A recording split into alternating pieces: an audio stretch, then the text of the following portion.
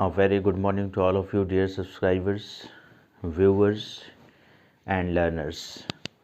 This is Dr. RC. Welcome you in RC English classes. So, dear students, as we are learning formation of complex sentences by using adverb clause. So, dear students, हम लोग formation of complex sentence learn कर रहे हैं adverb clause का प्रयोग करके. Okay. So, today we will learn adverb clause of manner. So far we have learned various adverb clauses and how they are used to combine two or more than two simple sentences into a complex one. अभी तक हम लोगों ने कई प्रकार के adverb clauses का use करना लर्न किया है कि कैसे उन adverb clauses का अलग अलग सिचुएशंस में दो या दो से अधिक सिंपल सेंटेंसेस को जोड़कर कॉम्प्लेक्स सेंटेंस बनाने में किया जाता है. सो डियर स्टूडेंट्स, आज का ये लास्ट वीडियो लेक्चर 19 है इस टॉपिक का, सिंथेसिस का. सो इसमें हम लोग स्टडी करने जा रहे हैं, लर्न करने जा रहे हैं एडवर्ब क्लॉज ऑफ मैनर का प्रयोग करना, कि कैसे किन परिस्थितियों में किन सिचुएशंस में दो या दो से अधिक सिंपल सेंटेंसेस को जोड़कर कॉम्प्लेक्स सेंटेंस बनाने के लिए एडवर्ब क्लॉज ऑफ मैनर का प्रयोग किया जाता है. और एडवर्ब क्लॉज ऑफ मैनर बनाने के लिए वो मेन कंजंक्शंस क्या हैं जिनका प्रयोग करके एडवर्ब क्लॉज ऑफ मैनर बनाया जाता है. ओके डियर स्टूडेंट्स, सो हम लोग आज इसी क्लास का formation, adverb clause of manner का फॉर्मेशन और उसका यूज़ इन कंबाइनिंग टू और more than two simple sentences into a complex one learn करेंगे. तो हम लोग आज के इस टॉपिक में एडवर्ब क्लॉज ऑफ मैनर का कैसे फॉर्मेशन होता है, किन कंजंक्शंस का प्रयोग किया जाता है एडवर्ब क्लॉज ऑफ मैनर बनाने के लिए, और उनका दो या दो से अधिक सिंपल सेंटेंसेस को कंबाइन करने में कैसे प्रयोग किया जाता है कॉम्प्लेक्स सेंटेंस बनाने के लिए. ओके डियर स्टूडेंट्स, सो इस तरह से हम लोग देखेंगे. So focus on whiteboard, type 8 adverb clause of manner. By यहाँ से आप देखेंगे तो आपको क्लियर टाइटल समझ में आएगा, by using adverb clause of manner. So bracket में मैंने लिखा है एज कंजंक्शन, जो मेन कंजंक्शंस हैं जिनका प्रयोग एडवर्ब क्लॉज ऑफ मैनर के फॉर्मेशन में किया जाता है. As, as if, as far as, so far as. As if, so far as, ये जो 4 मेन कंजंक्शंस हैं जिनका प्रयोग हम एडवर्ब क्लॉज ऑफ मैनर को फॉर्म करने में करते हैं. और इनका प्रयोग करके जब हम adverb clause of manner form कर लेते हैं तो उसे प्रिंसिपल क्लास से जोड़ करके कॉम्प्लेक्स सेंटेंस बना देते हैं. डियर स्टूडेंट्स, जैसा कि आपको मालूम है कम से कम 2 सिंपल सेंटेंसेस होते हैं, 3 भी होते हैं, लेकिन प्रायः 2 सिंपल सेंटेंसेस होते हैं जिनको आपको कंबाइन करके कॉम्प्लेक्स सेंटेंस में चेंज करने के लिए कहा जाता है. तो ऐसी स्थिति में जब हमें उन्हें कॉम्प्लेक्स सेंटेंस में चेंज करना होता है तो हम प्रायः उन सेंटेंसेस को सबसे पहले समझने की कोशिश करते हैं कि उन सेंटेंसेस के बीच में रिलेशन क्या है. जो 2 सिंपल सेंटेंसेस हमें कंबाइन करने के लिए कॉम्प्लेक्स सेंटेंस बनाने में कहा गया है, उनके बीच में रिलेशन क्या है, वहाँ पर कौन सा सूटेबल एडवर्ब क्लॉज का प्रयोग होगा, यह डिसाइड करने के बाद हम जो है उस सूटेबल एडवर्ब क्लॉज का फॉर्मेशन करते हैं. कहीं पर एडवर्ब क्लॉज ऑफ टाइम का प्रयोग करते हैं, तो कहीं पर एडवर्ब क्लॉज ऑफ पर्पस का प्रयोग करते हैं, एडवर्ब क्लॉज ऑफ प्लेस का प्रयोग करते हैं, या अन्य जो एडवर्ब क्लॉज के प्रकार है उनका प्रयोग करके करते हैं.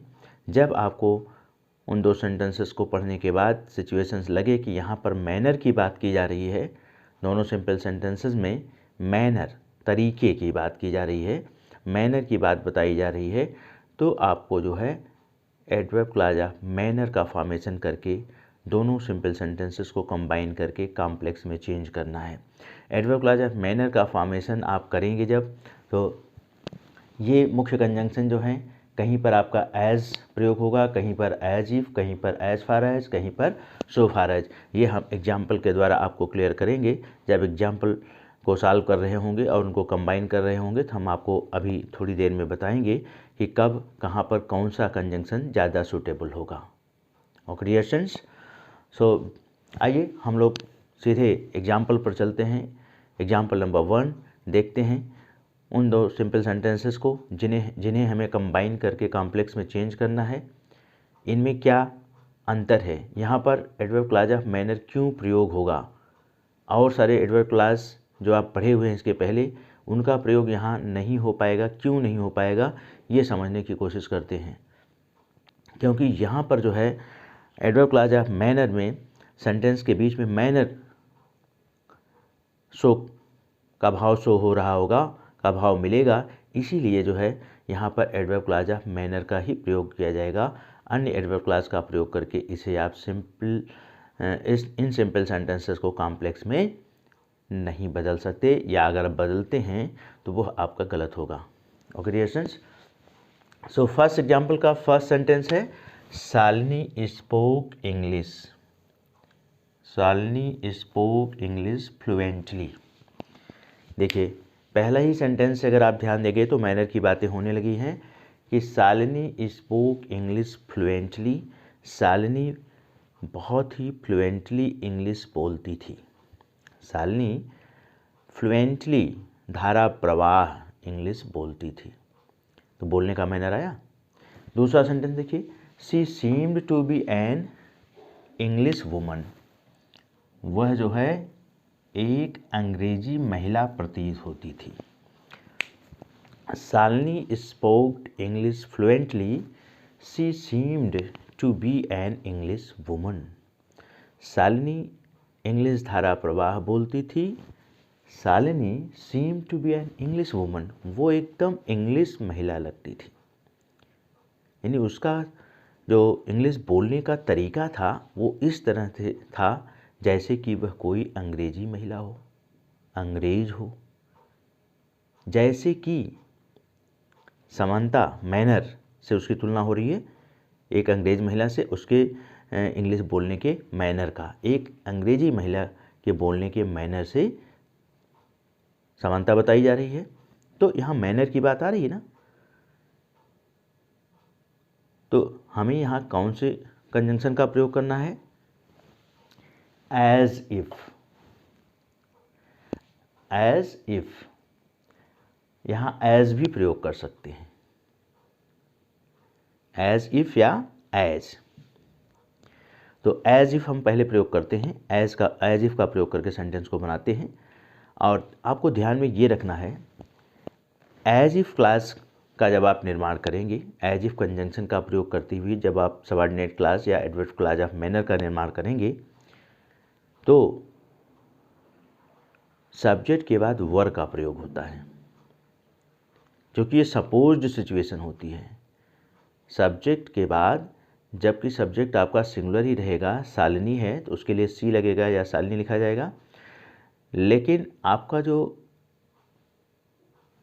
आने वाला सब्जेक्ट के बाद वर का प्रयोग हुआ, वाज नहीं बल्कि वर का। तो ये आपको ध्यान में रखना होगा। फाइंड आउट एरर के क्वेश्चन में भी एज इफ क्लास में, अगर एज इफ क्लास का प्रिंसिपल क्लास जो है पास्ट में है, और तो एज इफ क्लास जो आपका बनेगा उसमें वर का प्रयोग होगा। ये आप लर्न कर लीजिए। ये मैं यहाँ पर बता रहा हूँ कि फाइंड आउट एरर के क्वेश्चन में इस तरह से एज इफ के बाद अगर वाज का प्रयोग किया रहेगा सिंगुलर सब्जेक्ट के साथ, तो आपको लगेगा जो जनरल रूल्स आप पढ़ते हैं उसके अनुसार वो सेंटेंस सही लगेगा। लेकिन जब आप ध्यान देंगे कि यह जो है एक सपोज्ड सिचुएशन है, काल्पनिक तुलना है, तब आपको जब याद रहेगा तब आप समझ पाएंगे कि नहीं, यहाँ पर तो सिंगुलर के साथ वर का प्रयोग होता है, या ऐसी स्थिति में सिर्फ वर का ही प्रयोग होता है जब। ओके डियर स्टूडेंट्स, तो अब आप देखिए हम कैसे इन दो सिंपल सेंटेंसेस को एज इफ़ के द्वारा एडवर्ब क्लॉज ऑफ मैनर का प्रयोग करते हुए प्रिंसिपल क्लॉज से जोड़कर इसको कॉम्प्लेक्स में चेंज करते हैं। तो प्रिंसिपल क्लॉज है शालिनी स्पोक इंग्लिश फ्लुएंटली। तो पहले आप इसको लिख दीजिए, Shalini spoke English fluently.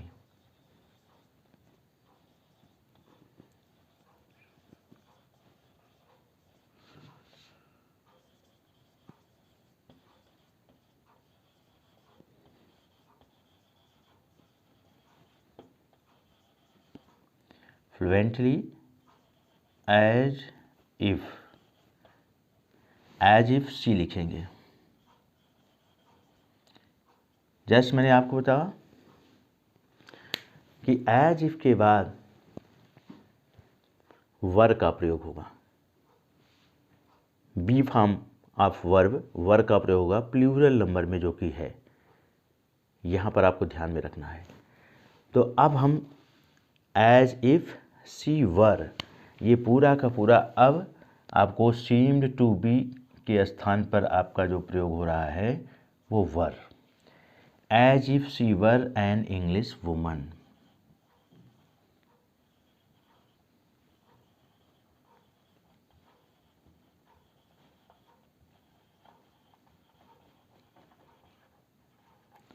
Okay dear students, so इस तरह से ये देखिए आपका जो कॉम्प्लेक्स सेंटेंस बन गया, Shalini spoke English fluently as if she were an English woman. अब डियर स्टूडेंट, जब फाइंड आउट एरर के क्वेश्चन में यही क्वेश्चन आपको दे दिया गया, तो यहाँ पर अगर वर की जगह वाज लिख करके दिया है तो आपको ध्यान रखना होगा कि एज इफ क्लास के बाद अगर प्रिंसिपल क्लास पास्ट टेंस में है, एज इफ क्लास के बाद वर का प्रयोग होता है, वाज का प्रयोग नहीं होता है। अगर ये आपको याद रहेगा तब आप यहाँ पर जो है फाइंड आउट एरर कर पाएंगे। और क्रिएशन स्पॉटिंग एरर जो कंपटीशन के एग्ज़ाम में पूछा जाता है, कम्पिटिटिव एग्ज़ाम में हर तरह के, चाहे वो एसएससी हो, रेलवे हो या अन्य प्रकार के जो कम्पिटिटिव एग्ज़ाम्स हैं जिसमें इंग्लिश लैंग्वेज से रिलेटेड क्वेश्चंस, ग्रामर से रिलेटेड क्वेश्चंस पूछे जाते हैं, वहाँ पर इस तरह से क्वेश्चंस बन जाते हैं। तो ये एडवर्ब क्लॉज वाले जो सेंटेंसेस हैं, जो कंजंक्शंस वाले सेंटेंस होते हैं, कॉम्प्लेक्स सेंटेंस होते हैं, उसमें किन कंजंक्शंस के साथ क्या कंस्ट्रक्शन होती है, ये अगर आप ढंग से प्रैक्टिस के द्वारा लर्न किए हैं तो यहाँ से जो है फाइंड आउट एरर के क्वेश्चंस काफ़ी बन जाते हैं। इसलिए मैं बार बार जब से मैं आपको सिंटैक्स पढ़ा रहा हूँ या ट्रांसफॉर्मेशन में भी इस चीज़ को रिमाइंड करता रहता हूँ कि फाइंड आउट एरर पर भी माइंड करते चलिए, क्योंकि यह सेंटेंस की सिचुएशन और कंस्ट्रक्शन अगर आपके माइंड में याद रहेगी तभी आप एग्ज़ाम में उस एरर को फाइंड आउट कर पाएंगे। ओके डियर स्टूडेंट्स, सो मैंने आपको यहाँ पर एक फाइंड आउट एरर का क्वेश्चन भी बता दिया जो पॉसिबल एग्ज़ाम में पूछे जाते हैं। तो एज इफ क्लास में, एज इफ क्लास का जो एडवर्ब क्लास बनेगा एज इफ के द्वारा, उसके पहले प्रिंसिपल क्लास अगर पास्ट में है तो एज इफ क्लास में वर का प्रयोग होगा। Okay, come on the second example. Second example is Jaipur is very far of. Second example का फर्स्ट सेंटेंस है Jaipur is very far of. Udaipur is equally far of. देखिए सेकेंड एग्जाम्पल में फर्स्ट सेंटेंस कह रहा है कि Jaipur is very far of, Jaipur बहुत दूर है, बहुत दूर है। उदयपुर उसी के समान दूर है, उतना ही दूर है। दोनों को समान बताया जा रहा है, दूरी की तुलना की जा रही है। यहाँ पर थोड़ा मैनर आपको उतना नहीं समझ में आ रहा होगा, क्योंकि मैनर आपको ये ध्यान में आता है कि मैनर तो जो है सिर्फ व्यवहार में देखने को मिलता है, बोलने में, लेकिन यहाँ पर समानता की तुलना की जा रही है और बताया जा रहा है कि Jaipur is very far of, Jaipur उतना बहुत दूर है, यानी उसी तरीके से जैसे जयपुर दूर है उसी तरीके से उतना ही उदयपुर दूर है। इस तरह से अगर आप हिंदी में सेंस लेने की कोशिश करेंगे तो आपको समझ में आएगा कि मैनर का सेंस एक्सप्रेस हो रहा है। अब यहाँ पर जहाँ पर इस तरह से सिचुएशन बने, फार ऑफ यानी दूरी की बात की जा रही है, समान दूरी की बात की जा रही है दो के बीच में, तो आपको एज फार एज कंजंक्शन का प्रयोग करती हुई एडवर्ब क्लॉज ऑफ मैनर बनाना है, का निर्माण करके सेंटेंस को जोड़कर कॉम्प्लेक्स में चेंज कर देंगे। सो हम सेंटेंस को दूसरे से शुरू करेंगे, उदयपुर, क्योंकि बताया जा रहा है कि जयपुर बहुत दूर है, उदयपुर भी उसी के समान दूर है, उसी के समान, उतना ही, वैसे ही। तो Udaipur is as far, Udaipur is as far as.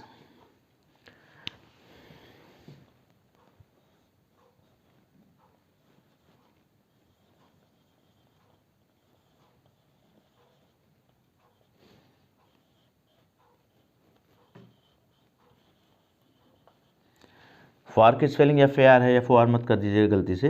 As for as Jaipur.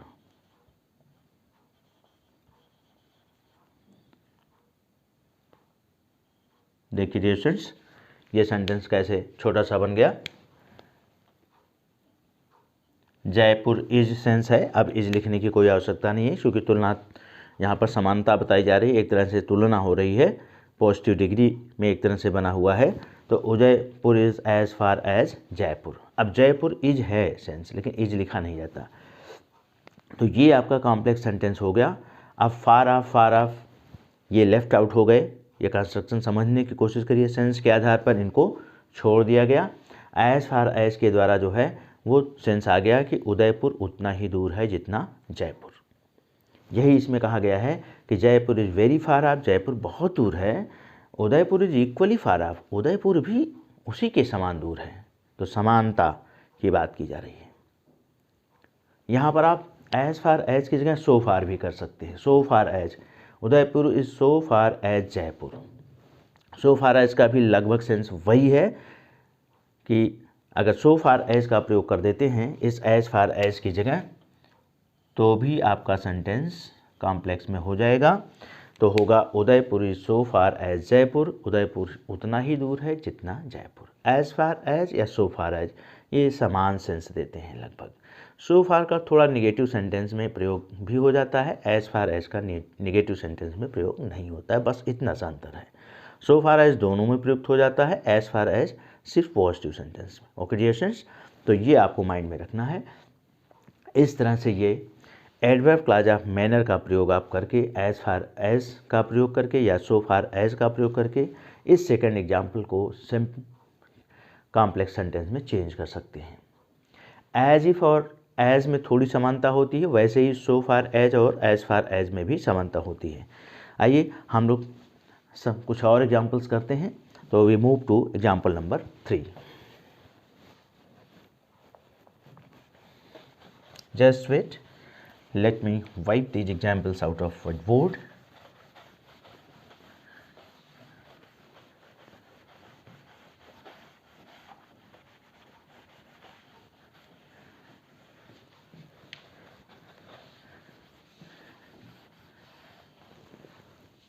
Okay dear students, so example number 3rd, example number 3, just wait, she spoke angrily। First sentence है she spoke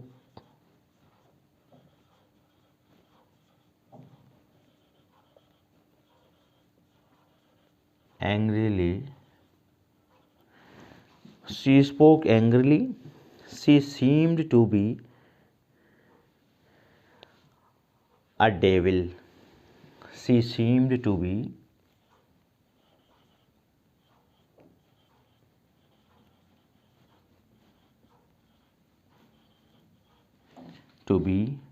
a devil। Okay dear students, so ये भी third example भी first के समान ही है, first की ही तरह है। शी स्पोक एंग्रीली, पहला सेंटेंस है she seem to be a devil, वह गुस्से से बोली, शी स्पोक एंग्रीली, वह गुस्से से बोली, she seem to be a devil, वह एक डेविल लगती थी, मानो जैसे डेविल हो। जैसे फर्स्ट एग्जाम्पल में शालिनी का था, Shalini spoke English fluently, she seem to be an English woman. तो शालिनी इंग्लिश को फ्लुएंटली बोलती थी, जैसे मानो कि वो अंग्रेज महिला हो, वह अंग्रेज महिला प्रतीत होती थी। यहाँ भी she seem to be a devil है, वह राक्षस प्रतीत होती थी, राक्षसनी, इतना गुस्से से बोलती थी। शी स्पोक एंग्रीली, वह इतना गुस्से से बोलती थी। She seem to be a devil, वह राक्षस प्रतीत होती थी। फिर सीम्ड टू बी ए आ गया, प्रतीत होना, लगना।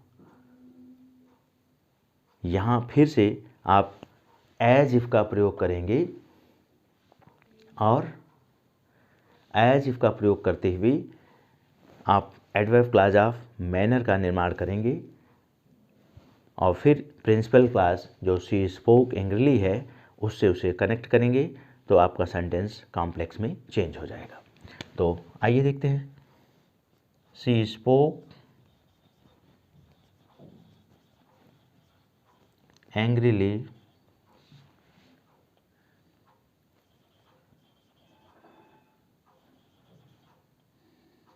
as if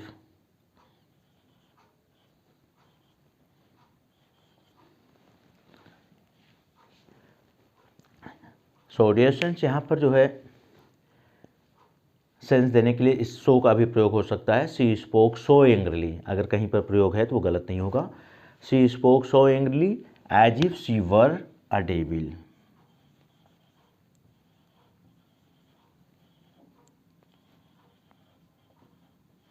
डेविल, इसके स्थान पर सीम्ड टू बी के स्थान पर फिर से एज इफ क्लास के बाद वर का प्रयोग हो गया, तो ये ध्यान में रखना है आपको। She spoke angrily as if she were devil. यहाँ पर अगर सो भी प्रयोग कर दिया जाए, शी स्पोक सो एंग्रीली, और कंजंक्शन एज कर दिया जाए एज इफ की जगह, she spoke so angrily as she were a devil. She spoke so angrily as she were a devil, तो ये भी आपका कॉम्प्लेक्स सेंटेंस होगा। करेक्ट। लाइए मैं लिख दे रहा हूँ आपको और करके, तो आप इसको भी जानते रहिए कैसे सेंस के आधार पर वर्ड यूज हो जाते हैं। शी स्पोक सो एंग्रीली, हमने यहाँ पर क्या किया, सो एंग्रीली। अब एज इफ की जगह सिर्फ as she were a devil. Okay dear students, so she spoke so angrily as she were a devil, ये भी आपका कॉम्प्लेक्स सेंटेंस हो गया, जहाँ पर ये उसके गुस्से के भाव में अधिकता का सेंस देने के लिए सो का प्रयोग कर दिया गया और एज का, सो एज।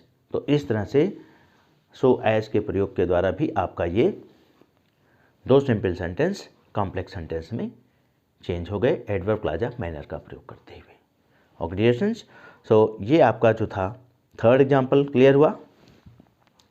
आइए हम लोग एग्जाम्पल नंबर 4 पर आते हैं। एग्जाम्पल नंबर 4 है आपका, she has treated me in a certain way. Let me rub this example out, then I write example number 4।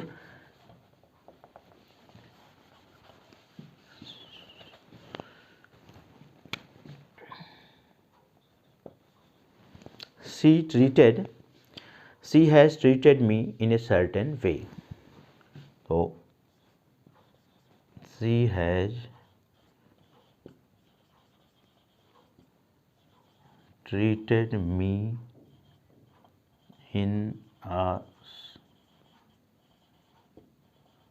certain way.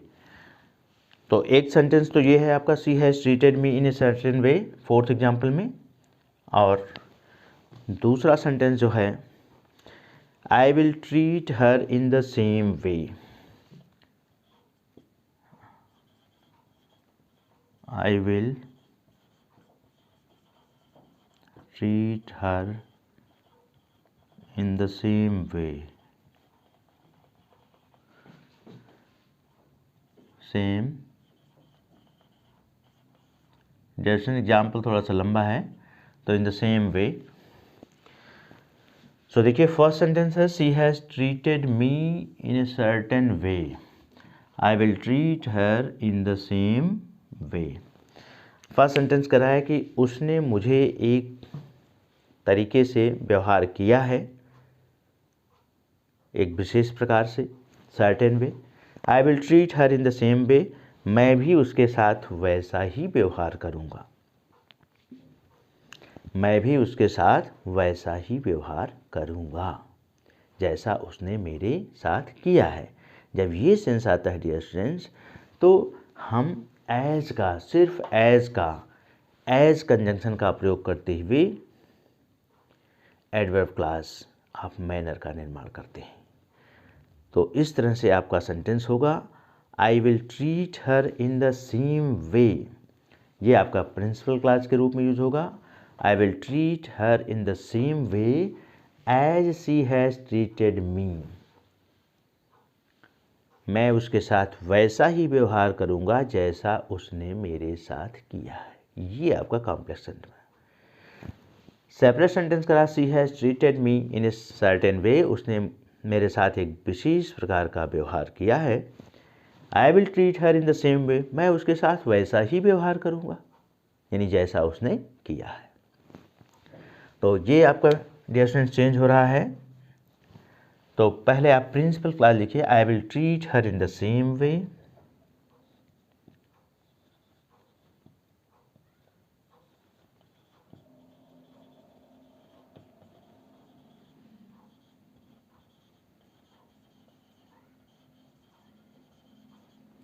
Same way as. अब एज का प्रयोग करते हुए इसे सबऑर्डिनेट क्लास में चेंज करेंगे, बाकी आपको कुछ भी चेंज नहीं करना है। As she has treated me. आप इसके बाद इन ए सर्टेन वे की कोई आवश्यकता नहीं होगी कॉम्प्लेक्स सेंटेंस में लिखने की। एज शी हैज़ ट्रीटेड मी।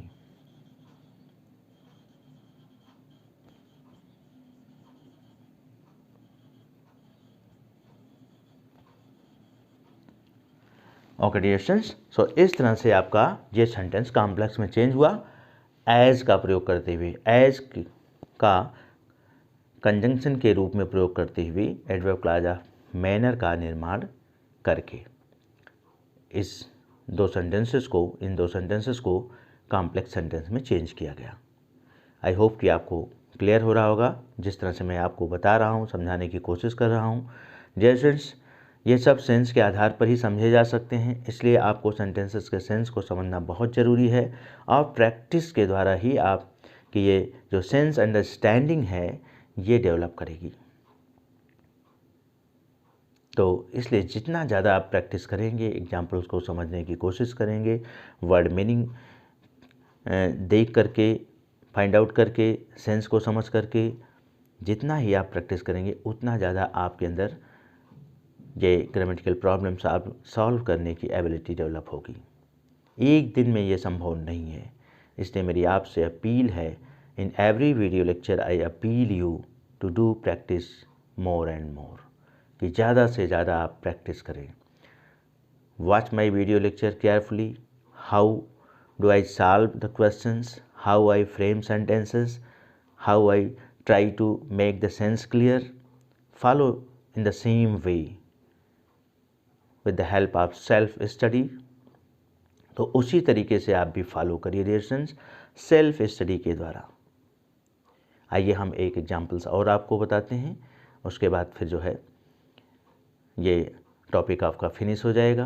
तो डियर स्टूडेंट्स, सेल्फ स्टडी में पेशेंस की बहुत ज़रूरत होती है। जब आप पेशेंस रखेंगे अपने अंदर तभी आप सेल्फ स्टडी कर पाएंगे। मैं खुद अपने बारे में आपको बताऊं कि मैंने ग्रामर कभी भी कोचिंग क्लास नहीं की है, ग्रामर की कोई कोचिंग क्लास नहीं किया है और खुद कंपटीशन को बीट किया। कॉम्पिटिटिव एग्ज़ाम्स में ग्रामेटिकल प्रॉब्लम को सॉल्व किया। किसी के द्वारा मैंने एक्सेप्ट माय स्कूल टीचर, मैं अपने स्कूल टीचर के अलावा पर्सनली ग्रामर की क्लासेस कॉम्पिटिटिव लेवल का कभी नहीं किया। सिर्फ अच्छी बुक्स के द्वारा जो एकेडमिक में चलती हैं और कुछ मार्केट की कॉम्पिटिटिव बुक्स के द्वारा सेल्फ स्टडी करने की कोशिश की। उस समय मेरे टाइम में वीडियो लेक्चर्स भी नहीं अवेलेबल होते थे, जैसा मैं आपको वीडियो लेक्चर बना करके यूट्यूब पर छोड़ रहा हूँ, तब ये फैसिलिटीज़ भी नहीं थी। ओके डियर स्टूडेंट्स, सो आप होपलेस ना होइए। आपको ये मेरे वीडियो लेक्चर्स जो मैं बना रहा हूँ, ये मैं आपकी सेल्फ स्टडी में हेल्प करने के लिए बना रहा हूँ, जिससे कि आप सेल्फ स्टडी कर सकें, आपके अंदर ये कॉन्फिडेंस डेवलप हो सके कि नहीं आप कर सकते हैं। मैंने खुद किया है डियर स्टूडेंट्स।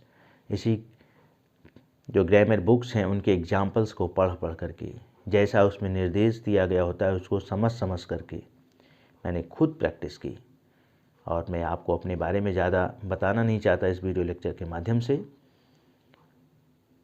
सो डियर स्टूडेंट्स, मैं जिस भी अपने कॉम्पिटिशन्स में इन्वॉल्व हुआ उसको क्लियर किया जहाँ पर इंग्लिश ग्रामर से रिलेटेड क्वेश्चंस आते रहे हैं।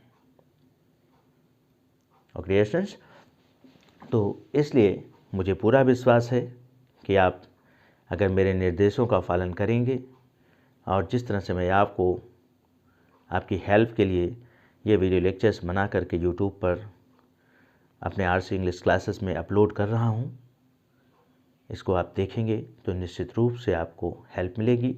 बस ज़रूरत है आपको अपने अंदर पेशेंस रखने की। बहुत जल्दी हम नर्वस हो जाते हैं। एक वीडियो लेक्चर हमने देखा, थोड़ा सा पढ़ा, समझ नहीं आया, छोड़ दिया। ऐसा नहीं करना है। फिर आप देखिए, फिर सुनिए, प्रैक्टिस करिए, ग्रामर की बुक उठाइए, एक्सरसाइज करिए, तभी आ पाएगा। ओके डियर स्टूडेंट्स, तब कॉन्फिडेंस आएगा। मैंने इस प्रैक्टिस के करने के बाद ही मैं आपको इस यूट्यूब चैनल पर आकर वीडियो लेक्चर के द्वारा समझाने की कोशिश कर पा रहा हूँ। ये सब सेल्फ स्टडी का देन है और जो कुछ हेल्प मिली है वो अपने टीचर्स जो हमारे academic, high school, intermediate, standard पर पढ़ाए रहे हैं ग्रामर, उन्हीं से। क्योंकि बाद में तो ग्रामर मैंने खुद भी नहीं पढ़ा है। इंग्लिश लिटरेचर मेरा ग्रेजुएशन में और पीजी और पीएचडी रहा है, तो ग्रामर तो छूट जाता है इंटरमीडिएट के बाद से। जब आप लिटरेचर, इंग्लिश लिटरेचर पढ़ने लगते हैं तो ग्रामर तो वही होता है जो आप हाई स्कूल, इंटरमीडिएट या उससे नीचे के स्टैंडर्ड से आप पढ़ते आ रहे होते हैं। उसी को बार बार पढ़ के स्ट्रॉन्ग करना होता है और वहीं से सारे कॉम्पिटिशन्स लेवल के ग्रामर पूछे जाते हैं। बस क्वेश्चन पूछने के तरीके में डिफरेंस होता है, उसी तरीके को आपको पकड़ना है। लेकिन जब वो base intermediate, standard, UP board या सीबीएसई बोर्ड या जो भी बोर्ड हैं उनके स्टैंडर्ड का अगर ग्रामर आपका तैयार है तो आप उसके आधार पर कॉम्पिटिटिव क्वेश्चंस के टेक्निकलिटीज़ को समझ पाएंगे। रेन मार्टिन की बुक का नाम ही है high school English grammar.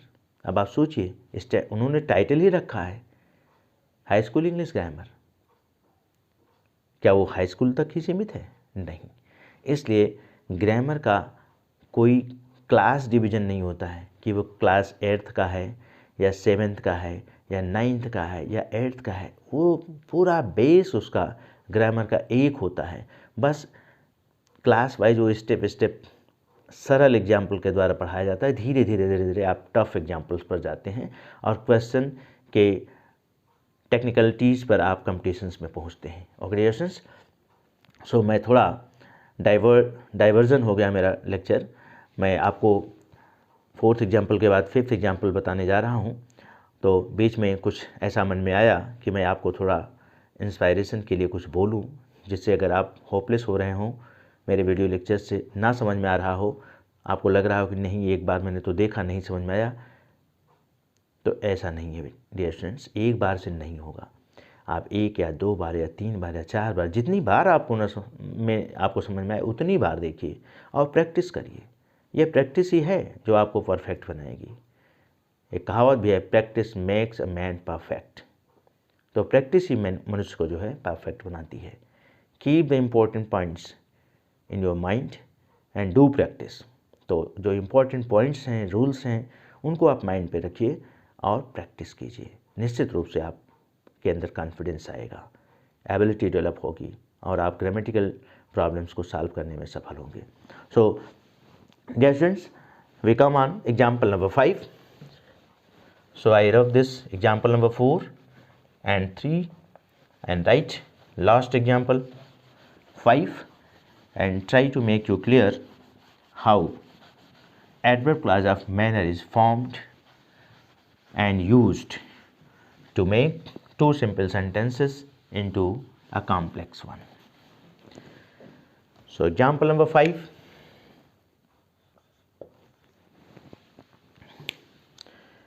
Pankaj उदास sang so sweetly. आप लोग नाम सुने होंगे, पंकज उदास।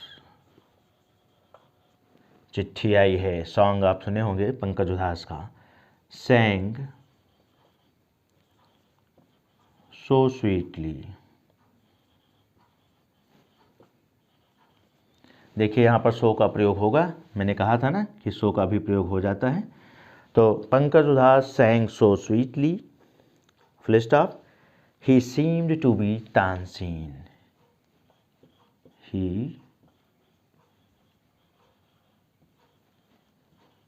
seemed to be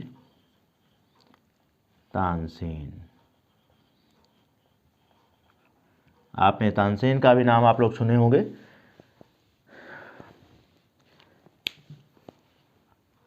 Mughal emperor के दरबार में तानसेन एक बहुत फेमस गायक हुआ करते थे।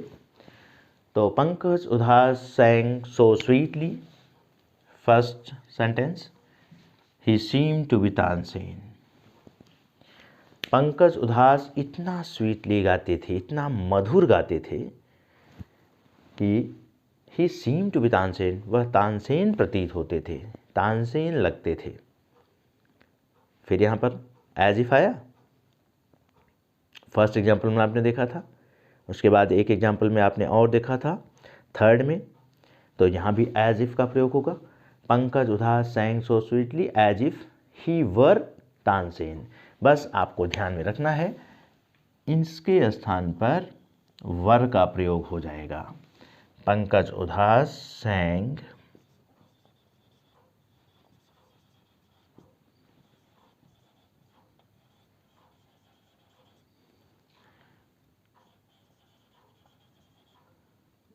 so sweetly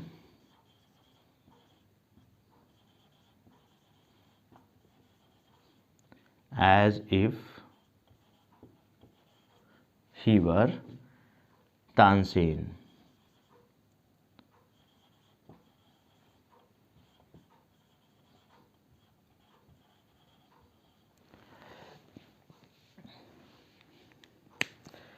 पंकज उदास sang so sweetly as if he were Tansen. अगर यहाँ इफ हटा दें, सिर्फ एज का प्रयोग कर दें, तो भी आपका सेंटेंस कॉम्प्लेक्स में सही होगा। पंकज उदास sang so sweetly as he were तानसेन। एज इफ की जगह यहाँ पर एज का भी प्रयोग हो सकता है। Okay dear students, so as if की जगह आप एज का प्रयोग करके भी एडवर्ब क्लॉज ऑफ मैनर का प्रयोग कर सकते हैं। तो ये दोनों एज इफ और एज कंजंक्शन यहाँ दोनों प्रयोग हो सकते हैं, चाहे आप एज इफ प्रयोग किए या एज। तो मैंने बताया भी था कि एज इफ और एज में सिमिलरिटी है लगभग, as far as and so far as में। एज इफ और as far as and so far as. So इस तरह से डियर स्टूडेंट्स, ये 5 एग्जाम्पल्स के द्वारा मैंने आपको ये एडवर्ब क्लॉज ऑफ मैनर का प्रयोग करके कॉम्प्लेक्स सेंटेंस बनाना लर्न कराया। आई होप कि आपको अच्छी तरह से समझ में आ गया होगा। डियर स्टूडेंट्स, ये इस टॉपिक का लास्ट वीडियो लेक्चर है, video lecture 19, topic syntax. So dear students, मैंने अब तक जो वीडियो लेक्चर्स बनाए हैं वो है basic structure of English sentences, active voice and passive voice, narration, direct narration से इनडायरेक्ट नरेशन, ट्रांसफॉर्मेशन पर 21 वीडियो लेक्चर्स और ये सिंथेसिस पर 19 वीडियो लेक्चर्स। सो इन वीडियो लेक्चर्स को डियर स्टूडेंट्स आप 1 बाय 1 देखें, क्रम से देखें। मुझे पूरा विश्वास है कि आपको इंग्लिश ग्रामर समझने में हेल्प मिलेगी, ग्रामेटिकल प्रॉब्लम सॉल्व करने में हेल्प मिलेगी। और डियर स्टूडेंट्स, यदि आपको हेल्प मिलती है, आपको लगता है कि हाँ ये वीडियो लेक्चर्स हमारे लिए उपयोगी हैं, यूज़फुल हैं, तो आप वीडियो लेक्चर्स को please like and share. Okay, अगर संभव हो सके तो आप पॉजिटिव कमेंट्स भी करें। Okay dear students, so bye bye, this is enough for today, we will see you in the next video lecture again.